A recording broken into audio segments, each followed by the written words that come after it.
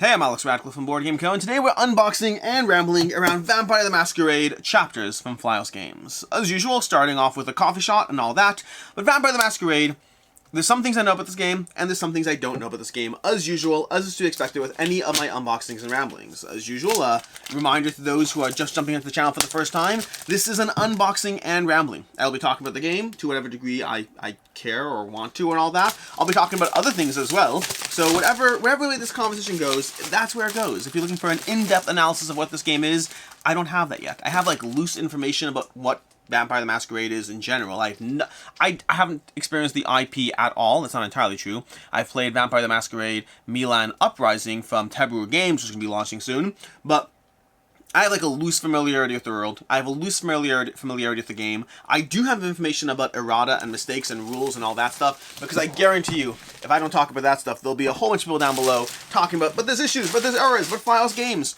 Yes, there are. We'll get into all of them. And no, I'm not defending anything at all whatsoever until I experience and play this. And yes, I realize that the box is on the side. It's okay. This is a heavy box, by the way. What's with the trend of giant boxes that weigh... This has got to be like 25, 27 pounds? It's not as bad as Isofarian Guard, not as bad as Frosthaven, but it's definitely not the lightest game I've ever experienced either. The other day, I actually gave the Isofarian Guard to a bunch of 11-year-old girls who were my daughter and her friends were hanging out, and I gave them one at a time holding the box, see if they could hold it. They managed to, but it was very, very hard. But Vampire the Masquerade Chapters Montreal. A game by Gary Petrie and Thomas Filippi over here from Flyhouse Games. This is a labor of love that is... So far, from the opinions out there, there's both a lot of good and a lot of bad to say about this game. And I think, honestly, if you walk in knowing what to expect, I think the bad becomes less bad, and the good still stays good. I'm saying that as somebody who has not played the game yet, so take with a healthy grain of salt over here. We have Vampire the Masquerade, some content from Renegade Games, from the Rivals, from the World, the Hunter, I don't know, just stuff over here. Again, I know nothing about the world. The only thing I know about the world of Vampire the Masquerade is that there are vampires who kind of live amongst us, hence the whole masquerade, and that's it. I know nothing else. I don't know anything about the world building, about the characters. I know there are factions, I guess, so I guess that's something else I know. Again, just not that much that I know about it. I've only briefly played through, I briefly played the first scenario of the Taboo system, the Vampire the Masquerade Milan Uprising. I did that, not even a full session, just to basically just learn the Taboo system and how it implements. I've played the Taboo game, Bad Karmas and the Curse of the Zodiac, which is one of the most ridiculous names I've ever heard of in my life, but they have the Vampire the Masquerade Milan Uprising system, so I dove into that to kind of get a sense of how Taboo works within that system, because I'll be doing a filmed gameplay of that tomorrow, actually. Tomorrow for me, not tomorrow for you. I don't know when this video goes up. I can't speak to that at all, so all I can say is I'll be doing a film gameplay of that whenever. But with that, let's go ahead and take a look at some of these boards over here. Don't even know if they're double-sided. They're double-sided. So, this is an RPG in a box. That's what the experience has been described as, which also means it's a game that I am very unsure if it'll be for me. RPGs have not yet captured me in the few opportunities I've given them to try to get my attention, so to speak. I like story-based games to a degree, but I am more of a mechanics-focused person. This one seems to be really well done as far as the story, so I'm intrigued by it, meaning this is one of those times where the game might be one of the worst experiences I've ever had, and I don't even think that means it's a bad game. I just think that would mean that it's a game that's not for me, that I'm still not full RPG. I kind of am tangentially related to RPG. Like I like games like Frosthaven and like Tenaris Adventures and things that have the degree of skill checks and story and progression and all those things in them. But if it goes too hard into the RPG, too hard into the skill checks, then I tend to shift a little bit away from it. So I don't know where this one will land for me, not yet. But what I do know is we have all these tiles full of just artwork. A whole lot of tiles, and they're all numbered, which means I need to be careful what I'm doing here. I'm like reversing the numbers. I need to put them face down so those numbers get preserved. You don't need to, but they are numbered in the bottom corner. That'll make your life easier as you go through it. And so I'll do that.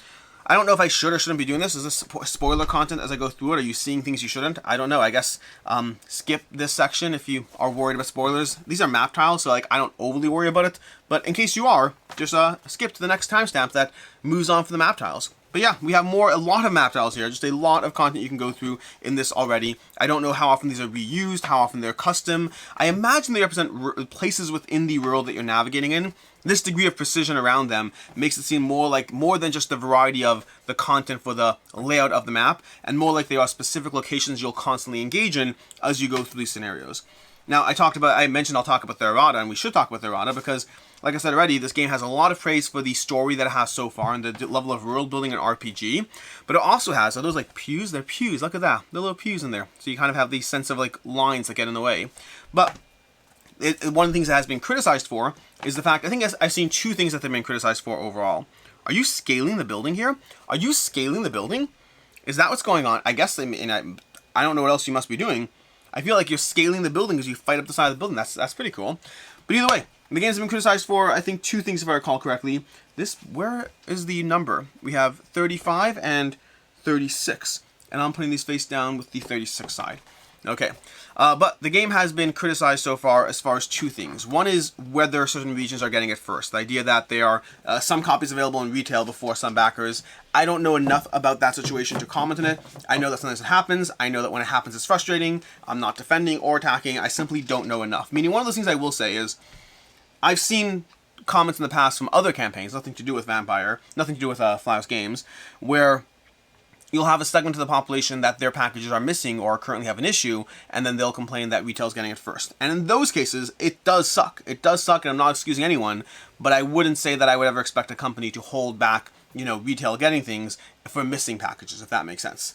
But if it's a different conversation, if there are regions or segments or other things, it can get very complicated very quickly. Usually I don't personally mind those things, but me not personally minding doesn't take away from your ability to be bothered, your right to be bothered by being told one thing and then having another happen. I think when that happens, you always have a right to be bothered, even if I wouldn't personally share that concern. Because make no mistake, there are different things that bother me in life, and just the fact that we have differences of the things that bother us doesn't make me right or you wrong, it just makes us different, weirdly enough. We have the Storybook, which you're going to go ahead and open now. So like I said already, this is a heavily RPG-focused experience. Sorry for the loud ripping noise. I don't know how far that goes as far as what that means yet. What I do know is this book is large. I've seen some people compare this to... Oh, errata. I forgot. The errata is the other thing. We'll get back to the errata. I've seen people compare this to Mansions of Madness in terms of the scope of the world building, but that all of it is physical instead of digital, which generally is my preference, with the acknowledgement that the downside, the upside, I should say, of Mansions of Madness, Second Edition, or any app-driven system, is that as you have mistakes, as you have any form of written content in a giant book full of written content, and I don't even know how much else we have here, but this already on its own is not a small book to begin with, and I don't know how much else they have, but as you have more and more written content, the ability to update it within an app and not be reliant on the fact that there's a typo on page 47, that is a nice perk. I would rather the typo on page 47 to be able to have a fully analog experience. Is it called analog when you do it this way? I feel it's a different word. Maybe not. Aaron Conway, Gangrel, the prologue. This chapter is played solo. Ooh. We can dive into the solo. Samuel Armstrong, Thomas Chartrand, Luciano Ricci. These over here, I need to read their actual rules here. I do believe they give you various prologues for the characters to introduce you to different elements of the game. And so I think these first prologues over here, you may not play the other prologues or read the campaign introduction. I don't fully know if they're meant to introduce the characters or the mechanics. I have to go through that. I believe the prologues introduce you to the various mechanics of the game one at a time, so you have quick, simple ways of playing the game, although the errata, we'll still get to the errata. And then from there we dive into the City of Saints, the campaign introduction. Betty locked eyes with Gabriel. And a small smile making... Sorry, let me start again. Betty locked eyes with Gabriel, a small smile making its way across her face as she brushed his hair back. Tonight's a big night for you, Gabe. I'm going to introduce you to some heavy hitters, you know. You need to look smart, be on your best behavior, and don't ask any stupid questions. As her fingers... I should have said that in a more feminine voice. As her fingers trailed down past his ear, over his cheek and perpetual stubble, before resting on the side of his neck, she tutted, an irritated roll of her eyes replacing her loving gaze. For God's sake, you still got blood in your collar. Let me get that. At least tell me they won't remember anything. Gabriel spoke up for the first time that night. Who knew a corpse could feel so nervous? Ever since he joined the ranks of the undead, he'd found life difficult. He didn't choose this path. He never knew his sire. He found the ordeal of hunting, feeding, and duping his victims that it was just a kiss or some kinky shit. Blech. Gonna move on from there. I don't mind swearing to myself. I tend to be a little more averse to swearing on camera, and that was just instinct, so we're going to move on from there. No, they won't remember anything. I had to kill them. Yeah, honestly, I don't mind this at all so far. I don't mind this at all. This is a lot of content. End of campaign introduction. You may now play Chapter 1, Dark Omen. Here's chapters, Dark Omen at the Park. And then we have conclusion, chapter 2. So again, I don't know much about the full implementation here. All I can say is they have a lot of chapters here, and that means we're going to spend some time talking now about the actual errata, because I told you I would. So, errata. This game has a lot of errata. Not just like, hey, there's a small little typo on page 7, but rather things that could lead to your experience being confusing if you directly follow what the game says. And that is a problem, because that can take a game experience that could be great and make it very not great if you get stuck on something that says, just to give you the most basic example, it's not really relevant, but if you get stuck on something that says turn to page 22, when it really meant turn to page 20, your entire experience can be thrown off of something so small and so stupid. Versus if they use the word vampire and they left out the I, who really cares? At least, I should say who really cares. You might care. I wouldn't care about that. And so, one of the things you should do, and I'll include a link to the video I'll include a link down below in this video, is they have a website on their site. Flyhouse Games has on their site a full list of the errata, which, by the way, kudos to them. It's very easy to not want to have a giant published list of errata because it looks bad, but they'd rather prioritize improving the experience as much as they can, and so they have all the errata there. Every chapter has, like, before you dive into a chapter, whether the prologues, whether the side quests, whether anything, you should go to that site and check the errata, where you'll see, oh, when it says this, do this instead, for 2 or 3 things per chapter, from what I can see. I didn't really scroll through everything, but from what I can see, each chapter has either nothing or 2 to 3 small things to focus on. And knowing those 2 to 3 things can absolutely take your experience from being a miserable chore where you break up your immersion into the system and instead turn into the experience that it's actually meant to be. So, link to that down below. It's not ideal. These are things that will be fixed in a second printing, obviously, so your second printing copy will have these things addressed. I don't know what their plans are for, like, giant storybooks. Like, a card is, okay, great, you issue a card pack, you call it a day. Something like this, on the other hand, like, what's the game plan? To offer that at cost, to offer it, I don't know. We'll do a second printing things in the future, but for right now, make sure to read the errata before you dive into a chapter so that you're not left frustrated by an experience that could be a good one, but is made bad by that small little detail. Could have just gotten that out of the way earlier. But moving on from there, we have more stuff. We have a rulebook in here. This is the annoying part, because despite the fact that we have a prologue designed to give us some game mechanic stuff, we also have a rulebook. What is Vampire the Masquerade Chapters? It's a World of Darkness narrative cooperative board game. Oh, I didn't say that earlier, but this is a cooperative experience. But we have what's in the box, we have table of contents, overview, all these things over here. Choose your character. The question is, how much do you actually have to read? Like, I mean, reading this I don't mind. How many rules are there if they're guiding you through the experience? Character sheets, mental, social, physical, all your attributes. If this sounds like an RPG in a box, this is sound like an RPG in a box. We have Molotov Cocktail. This is an ambitious project. That's what this is. An ambitious, large project. I will read through all this. The fact that you can dive into it solo is compelling. The biggest question I have is, what's the ideal game count right now, the player count? Because from what I can see on BGG, the ideal player count is 2, but how good is it solo? I'm curious about that because, well, I would play it solo. I'm excited that the prologues are solo, so I can dive into those and see it and get a feel for it. In general, I mean, don't get me wrong, 2 is good as well. 2, I can work with the 2-player ideal player count. Maybe I'll play this with Devin. Ooh. Oh my gosh, I have to reach out to Devin. You see, oh my gosh, Devin is upset that I play, usually when I play campaign games, I'm usually playing them over on Camp Co-op, going through campaign games with Professor Mag. So we're middle of, I should know these, Frosthaven, Gloomhaven. We finished Roleplay Adventures. We're in the middle of Hopmox Victorum, sort of. I feel like there's more things we're in the middle of, but I'm not sure. We started Madara. There's a bunch of campaign games out there. We started Oathsworn. So there's a lot of campaign games that I'm in the middle of playing through. And some I play through solo. So Tenaris I'm playing through solo. Massive Darkness I'm playing through with a friend who, AP, you've seen him on camera over here and there. Undead or Alive I'm playing through with AP. There's a bunch of campaign games I'm playing through in different ways and configurations, but Devin has none of them. If Devin is interested in this, I would not be averse to playing this with him. So we'll see. We'll find out. Either way, we have standees over here. Lots and lots of standees. I don't know what the miniature status of things is. I believe there's miniatures for the heroes. I do not believe there's miniatures for the standees. We'll get to miniatures in a second. But we have these over here. I give you no time in those. Look at those doggos. Look at those, like, wolves. Look at those. Speaking of wolves, Flyhouse Games, their newest game, the most recent one they had, was Werewolves. They had, Werewolf is their new large system. I believe Werewolf is also a World of Darkness game. Maybe. I don't know. I believe it's in the same universe. It's more action-focused, more mechanical focused, as opposed to more RPG-focused, from what I've seen of the game so far. But either way, that's what we have over here for these two systems. And then they've had like 1 or 2 smaller box games as well that are completely different as far as what they do in terms of the experience they have. But what else do we have over here? We got boxes and cards, and oh my gosh, we have so many things. Okay, so before we dive into those, let's go ahead and take a break for, let me just see what they have. No. You see, normally, I was going to go ahead and do a take a break from our sponsor, which I will do, but I was going to find tokens and components to do them all. But as usual, our sponsor for these unboxings is OneSharpJoe. OneSharpJoe, who has a bunch of cool things that you've probably seen on the channel before, here and there, or if you haven't, you can check them out. But the current thing that I tend to be showing off in recent videos are going to be these component holders. But basically, OneSharpJoe, I'll put a link down to a site down below, as well as the fact that there's a coupon code for you to save a little money at the same time. But he is a friend of the show, sponsor of this video, and he does a lot of things, from various inserts to games such as Marvel United, Marvel Champions, Twilight Inscription, and dozens of other games. Arkham Horror the card game, if you like that kind of dark narrative settings or whatnot, we have Arkham Horror the card game for you as well as other inserts that I'm not remembering offhand, but a lot of inserts for a lot of games, Dominion and all that. And then he has these component holders if you're looking for more of a component holder situation, to be able to store your components in as you play the game, whether you want them, let's go ahead and separate these out. Whether you want them laser engraved with whatever thing you want there, whether you want to pick the wood design, whether you want them magnetically clasped together like these all are, they're going to give you a simple, easy component holder storage and all that stuff. And again, link to it down below if you want to check that out. I was almost going to put these off to the side and then realized I still have the dice in there that I need. But that's going to be OneSharpJoe, sponsor of this video, and I'll have a link to everything down below. But with that, let's go ahead and move to the miniatures over here. Well, we have dice and we have these over here. These are going to be for standees, actually. So let's take a look at the standees over here.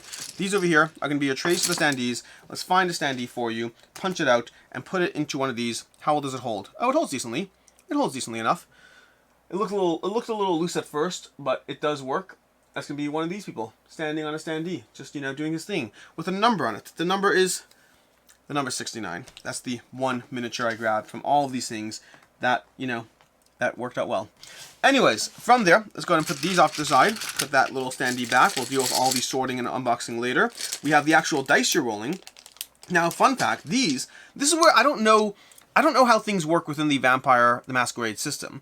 Are these dice something that are very common in the Vampire the Masquerade system? Because these are the exact same dice that are present in the Milan Uprising Tebrew system game. I recognize these symbols. I've never seen them before in my life, but I've seen them there, and now I'm seeing them here like 2 or 3 days later, which I find funny. Past that, we have our bag for these. We'll put these back here. These are going to be your skill checks that you're running in different ways. I don't know how the system works. I know you have different skill attributes that will be handled or managed and giving you different things. Again, the interesting thing is I could tell you how the Taboo system works. I can't tell you how this one works because I haven't played this. We have our quick reference card, which is decent enough. Quick reference card over here, showing what you need here. We have our, we have this.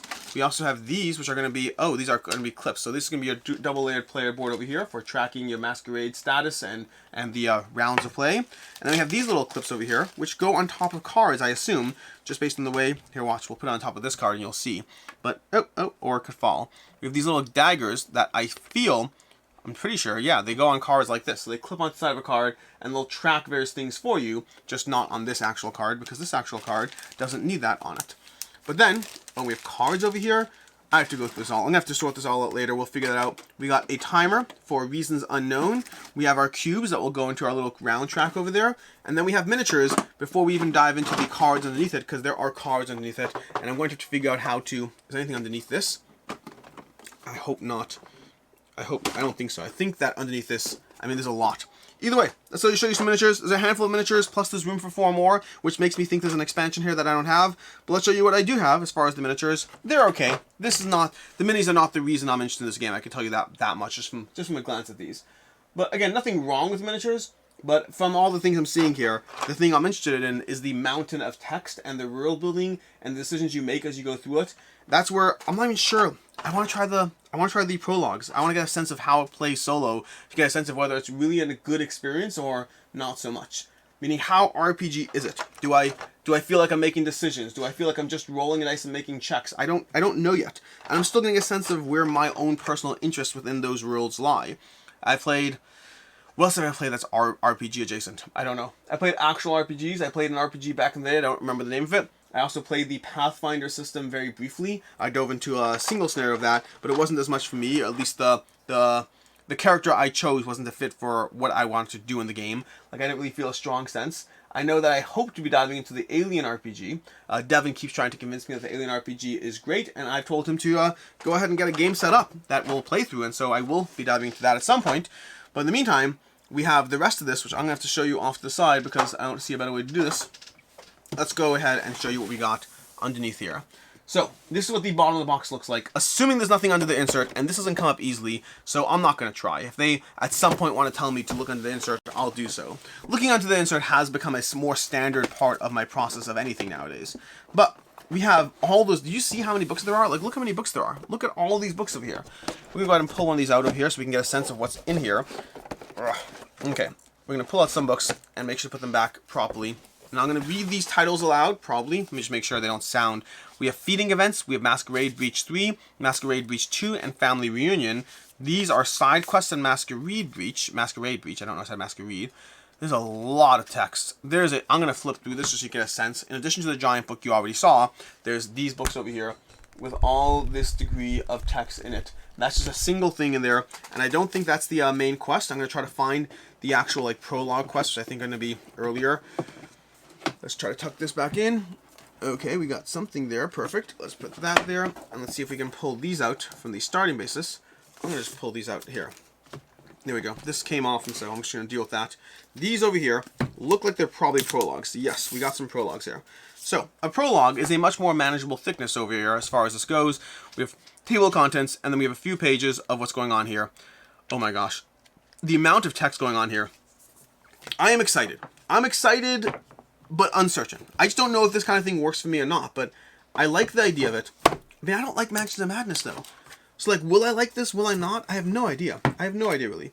We got more content, just so many cards. I don't think I'm going to go through too many cards because I don't want to mess things up over here. These are envelopes of some form of unlockable stuff. I will not be touching these until it tells me to unlock it. We have our sheets over here that we'll go through. These will give you character sheets, so you can flip through these. Samuel Armstrong, Game Trebley, Aaron Conway, all these people over here. We also have our player boards over here of various vampires, I assume, to track. Are these the good guys, the bad guys? I don't know enough about the system yet. But the art's nice. Again, the art is nice, but the art is definitely not the thing that's pulling me in. The miniatures, these are Betty and the other person from that prologue. The miniatures, the art, those are not things that are pulling me in. Those are all kind of tangential things. The thing that's pulling me in right now is the massive amounts of text and the curiosity as to whether this will provide a system that lets me feel like I'm really having a good time within the framework, or alternatively just feel like I'm reading a story. Which could be a good thing in its own right, depending how it's done. Like, Choose Your Own Adventure is not a bad thing. The question is, how does Choose Your Own Adventure interact with the story you're playing, and does it enhance your experience or not so much? And I just don't have that answer yet. I always like Choose Your Own Adventure stuff growing up. Like, you know, you turn the corner and then boom, you get, you know, thrown off a cliff. You hit the time, I don't know, you jump back in time instead to try to avoid the issue, and then boom, you get thrown off a cliff. Then you go back and apologize to your sister, and boom, you get thrown off a cliff. There was a lot of death in Choose Your Own Adventure, but a lot of darkness. Some of the stories got really twisted really quickly. Over here we have some cards.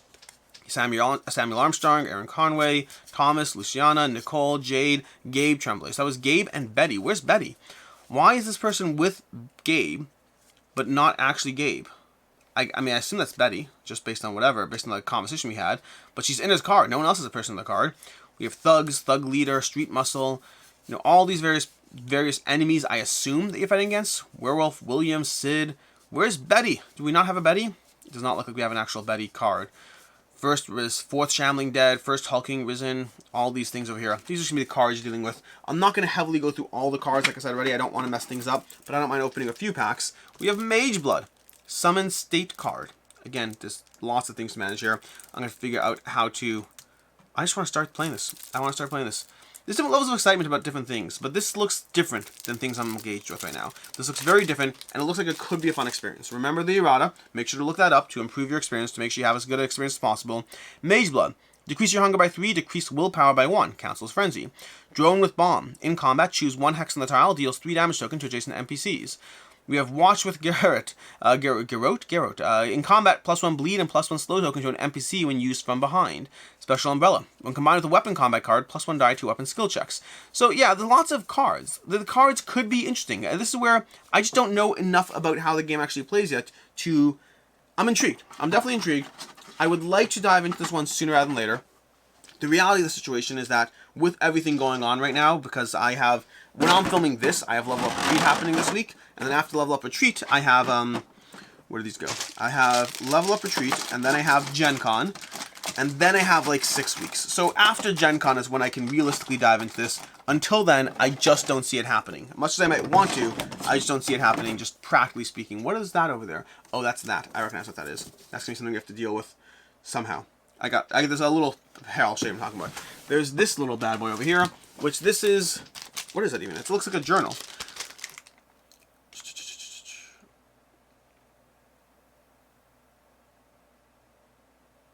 Sorry for this reading this. This looks like it's a full journal as well as some errata cards, but I'm going to leave this in here as is, and I'll deal with actual managing it later. But that was something that came clipped to the box, and I believe is supposed to be, you know, put into your components in some way, but I want to read the whole thing properly and make sure it goes in there. But that's one thing they did catch, as opposed to the things that were not caught, unfortunately. Do these, I think these go underneath the plastic token tray, which means this has to come up. Oh, I'm trying to figure out why it's so heavy. It's so heavy because of that, which makes sense. Let's see if this even goes down again now. Yeah, ish. It goes down ish. We'll deal with things later. Anyways, that's what we have for Vampire the Masquerade from, I was about to say Milan Uprising, but not Milan Uprising, from the from Flyhouse Games, and I don't know where this came from. Where did this come from? I'm going to deal with this later along with that. That's Vampire the Masquerade. Vampire the Masquerade chapters from Flyhouse Games. I am intrigued. I am interested. I want to go into this one. I want to see what it does. I'm especially interested in the solo prologue, so I can learn the game that way. And then we'll see. Maybe I'll reach out to Devin and see if he wants to play it with me. I wonder how well it can be played remote. I don't even know if he has a copy. If he has a copy, that makes it even easier. I think he likes this game. I think we had a conversation about this. He was excited about this one. In his top 10 games from, like, we did a video on it at one point. I'm pretty sure he's excited about this game. So I'm going to reach out to him and see if he wants to play a game. Anyways, until next time, I'm Alex Radcliffe from Board Game Co. Thanks so much for being here, and as always, I hope you have a good one.